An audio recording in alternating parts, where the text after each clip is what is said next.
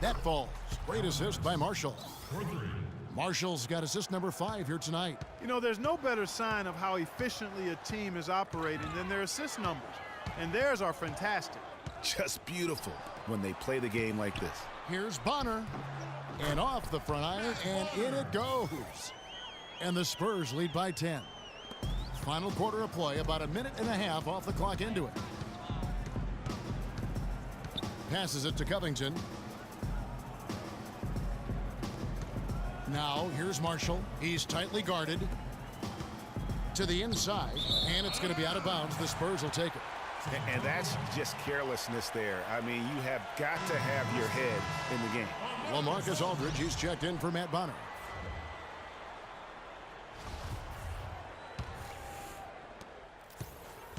So the 76ers, their last game, a loss to Oklahoma City. Parker outside. Here's Duncan. Nice touch on the shot from close range. And it's a 12-point Spurs lead.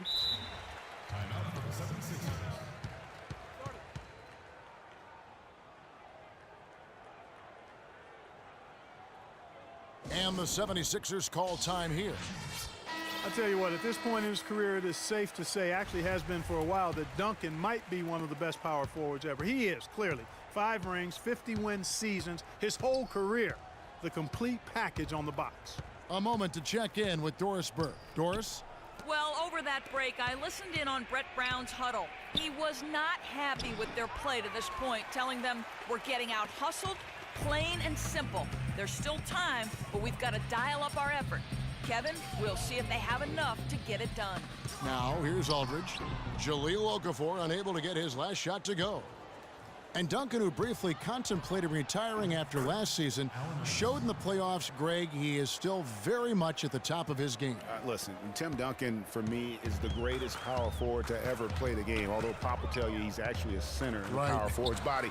I mean, what a great matchup.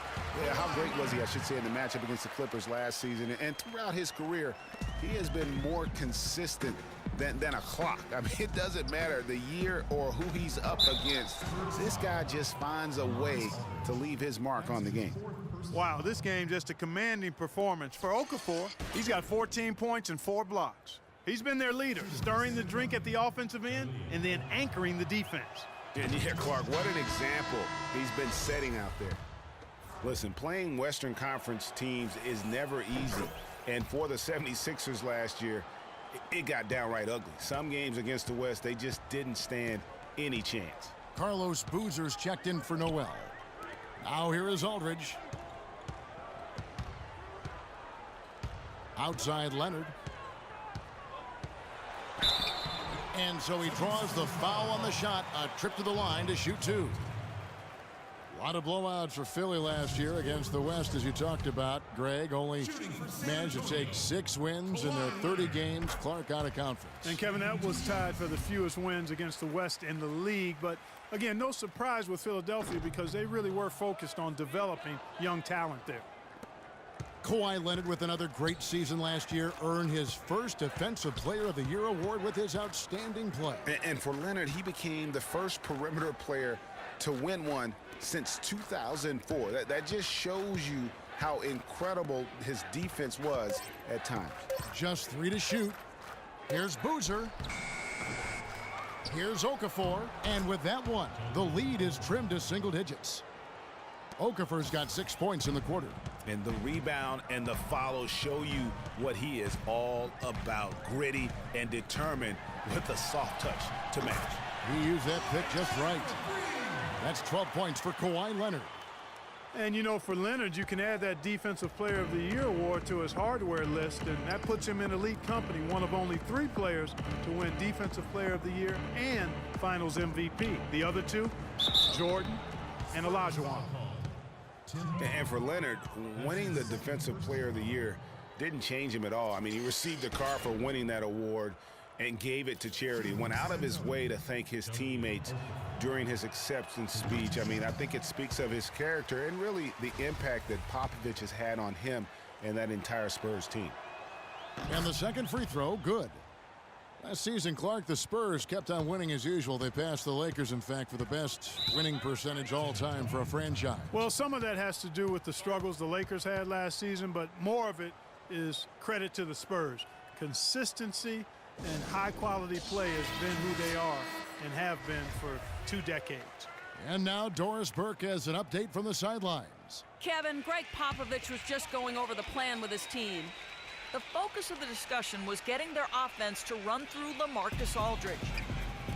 Coach has a lot of faith in him offensively and let his players know it, insisting that he be at the forefront of what they do at that end of the court from here on out. Guys, they're operating under the principle that it's never too late to fine-tune the game plan. Kevin, over to you. Great. Thanks for the report, Doris. And with the Spurs and their winning percentage, it's right above 60. Not bad for a team that joined the NBA back in 1977. And trying to come up with a highlight reel finish, somebody forgot to finish it. Here's Duncan. Pass to Parker.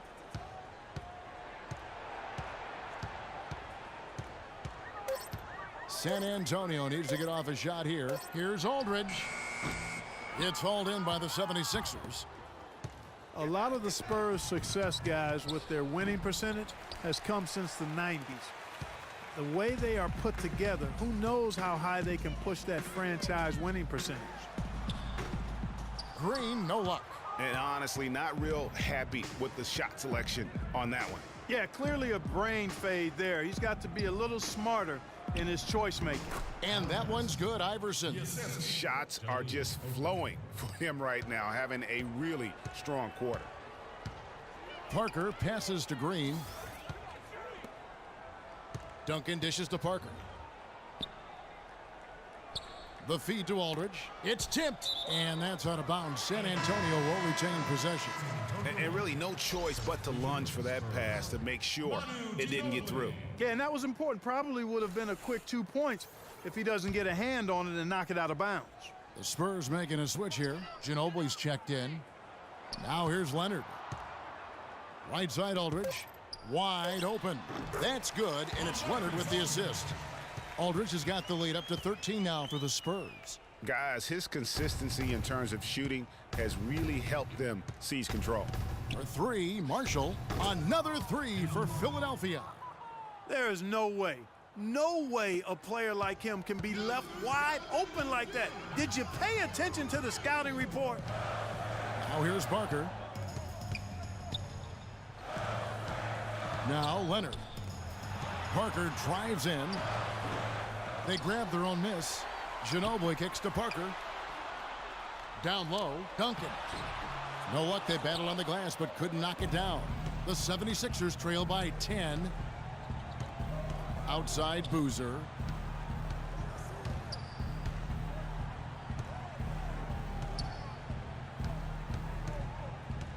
Kicks to Covington.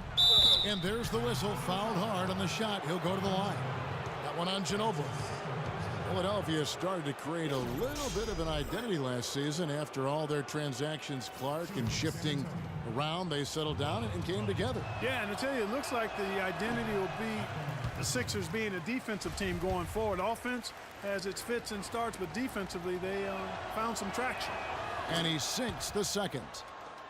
As you said, the 76ers will be a team built on defense going forward. At least that's what it seems like to me. They have very active hands and can bother a lot of shots. They also force a ton of turnovers as well. Now here's Leonard. From out on the wing, he knocks it down. Leonard's got 11 points here in just the second half. And you like to see since the half now, he's finally starting to come around. And, you know, guys, the Sixers did force a lot of turnovers, but they also gave the ball away the most in the NBA, so kind of negated the turnovers they forced. They can be as defensive as they want, but they've got to get better at taking care of the ball if they're going to improve. Now here's Marshall. Okafor with a screen on Parker. Cannot hit. Now San Antonio takes it the other way.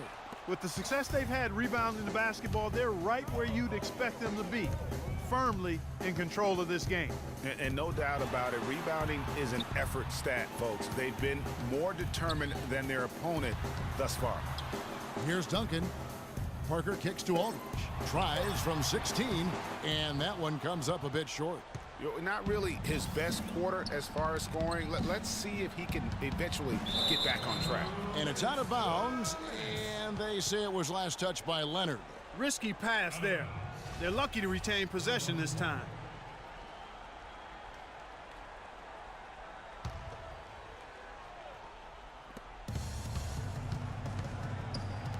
Now, here's Marshall. He's covered by Leonard. And they aren't giving up the same types of looks we saw in the first half, making them earn their points now.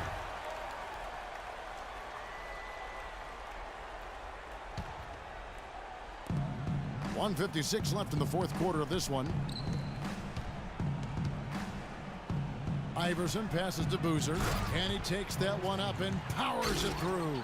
Textbook, nice pass, great catch, even better finish. San Antonio leading by 9. And here is Parker. Aldridge inside.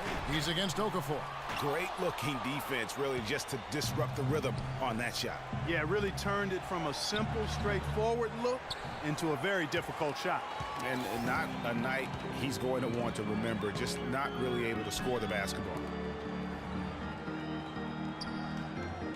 Parker outside.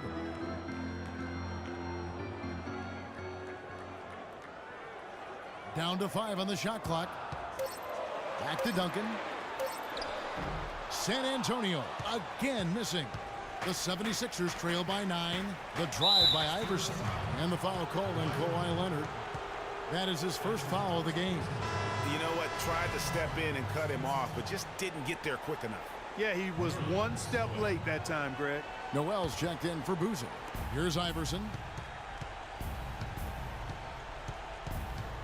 There's 53 seconds left to play in the final quarter. Can't get it to go.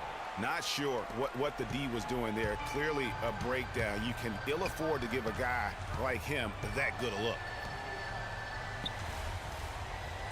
Aldridge with a screen on Iverson. Leonard kicks to Aldridge. Iverson with some nice D. Tell you what, as well as he shot in the last quarter, Kevin, it's a total flip here in this one. He just can't get anything to go in the basket.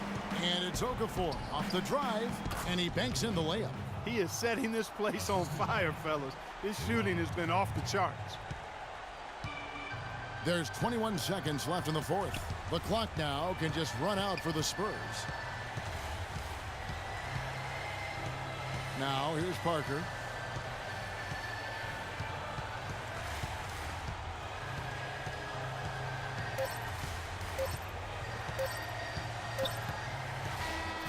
And so it's San Antonio with the win.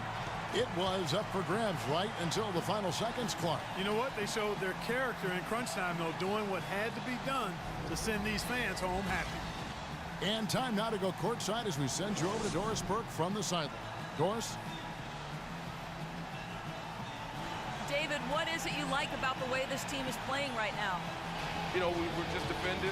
I think we're playing together, making an extra pass. Every NBA game is a different challenge, so again, we just got to come ready to compete. You know, guys are taking pride in their preparation. David, thank you as always, guys. What a culture they've established here. Thank you, Doris. Great interview once again. And that's going to do it tonight, folks, for our broadcast. This is Kevin Harlan saying thank you. The 2K Sports post-game show.